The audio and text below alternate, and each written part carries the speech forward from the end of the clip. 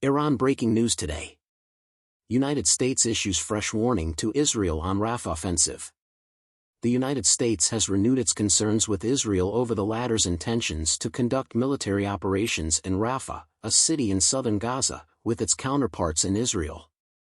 The Prime Minister's aides from Israel have reportedly agreed to take these concerns into account, according to the White House. U.S. officials have stressed time and again that Israel must not increase the number of civilian deaths in Gaza by launching a massive attack in Rafah. The United States also blocked a resolution that would have granted Palestine full membership status at the United Nations. Israeli Defense Minister Yoav Gallant and U.S. Defense Secretary Lloyd Austin met to address regional concerns and Iran's destabilizing behavior in the Middle East, according to another report. The importance of boosting and sustaining the supply of humanitarian aid to Gazan residents, including via the new route from Ashdod port in Israel, was another topic they covered. A day after heavily pounding the northern and central parts of the Gaza Strip, the Israeli military claims to have hit scores of targets throughout the territory. Earlier, Qatar, which has been instrumental in mediating the ceasefire talks, stated that they had reached a deadlock. As a continuation of military operations against Hamas, Israeli Prime Minister Benjamin Netanyahu has repeatedly promised to launch an offensive in Rafah, a refugee camp for over 1 million Palestinians. Reduce belly fat.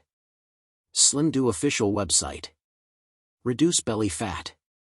As Israel's most trusted ally, the United States has been urging its ally to avoid a general onslaught in Rafah and instead launch a more focused operation.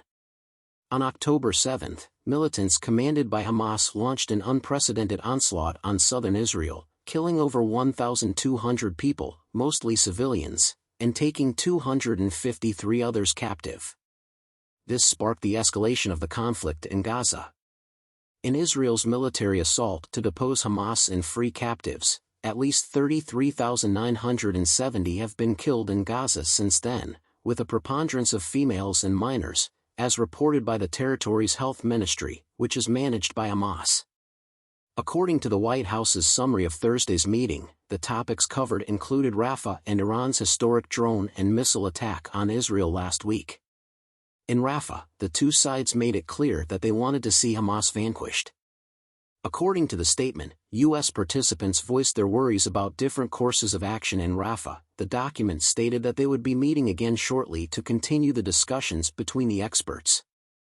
American officials have flatly dismissed rumors that the Biden administration authorized an operation in Rafah in the event that Israel would not attack Iran in response to last weekend's attack on Israeli territory, according to Axios, a U.S. news site. Meeting on Thursday followed comparable discussions on April 1. Israel did not immediately comment. When the Israelis asked U.S. officials about their plans for Rafah, allegedly they said that they weren't adequate for evacuating and protecting the Palestinian population who had fled their houses. At a Security Council meeting, the United States vetoed a motion that would have granted Palestine full UN membership. With its observer status since 2012, the Palestinian Authority has been unable to cast a vote in the proceedings.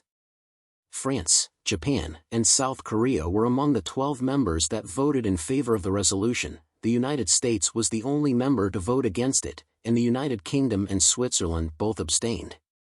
The United States had hoped to sway other members of the Security Council to its position by avoiding this unilateral move if at all possible. Rumors circulated of heavy lobbying efforts in the days leading up to the vote. Robert Wood, the U.S. Deputy Ambassador, explained his country's veto by saying that the U.S. still strongly supports a two-state solution and that a negotiated resolution with Israel is the only way to change Palestine's status at the UN.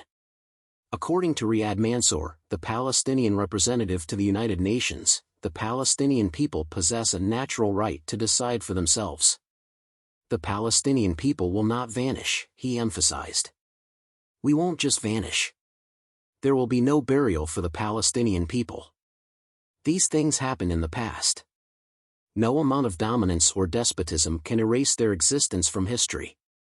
The Israeli envoy to the United Nations, Gilad Erdan, expressed gratitude to the United States for standing up for truth and morality in the face of dishonesty in politics and accused other nations that supported the resolution of choosing to reward Palestinian terror with Palestinian state.